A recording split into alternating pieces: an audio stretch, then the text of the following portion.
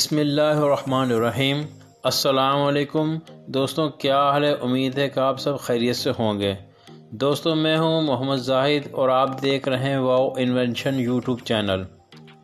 दोस्तों, आज आपके लिए लाया हूं बहुत ही इंटरेस्टिंग वीडियो।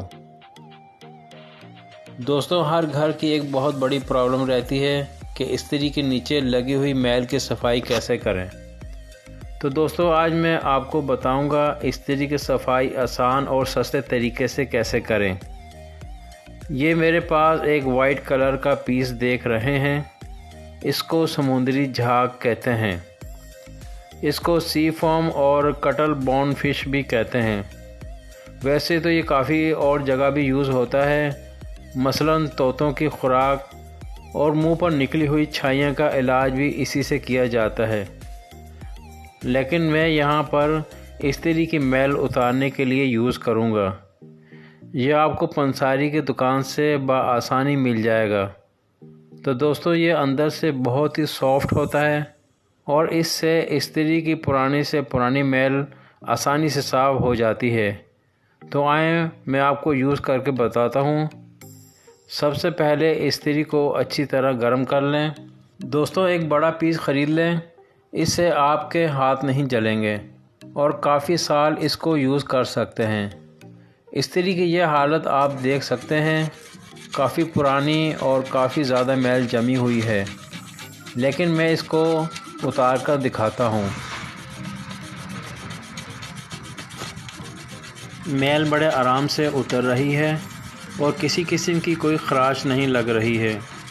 इस्त्री की मैल कभी भी किसी सख्त चीज़ मसलन छुरी, ब्लेड वगैरह से ना उतारें, क्योंकि ख़राश लगने से इसकी सोल प्लेट नीचे से ख़राब हो जाती है और फिर उसकी पहली जैसी नफासत नहीं रहती और फिर आपके कपड़े जलाएगी और आपका नुकसान होगा। दोस्तों, इस्त्री अगर गर्म ज़्यादा होती है या बहुत कम गर्म होती है, इसकी सेटिंग कैसे करनी है, इस पर भी मैंने एक तफसील से वीडियो बनाई हुई है। आप मेरे वाओ इन्वेंशन यूट्यूब चैनल पर जाकर देख सकते हैं।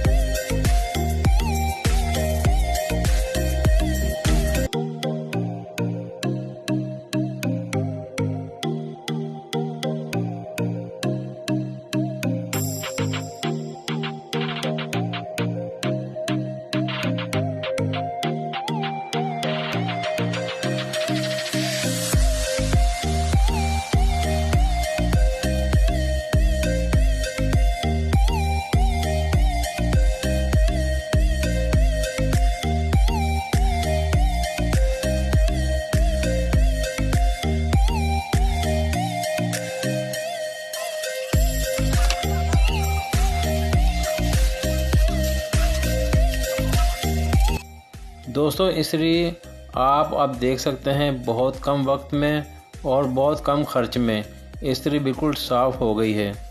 समुद्री जहाज़ का पीस बहुत कम खर्च हुआ है और बाकी पीस काफ़ी अरसा तक दोबारा यूज़ कर सकते हैं।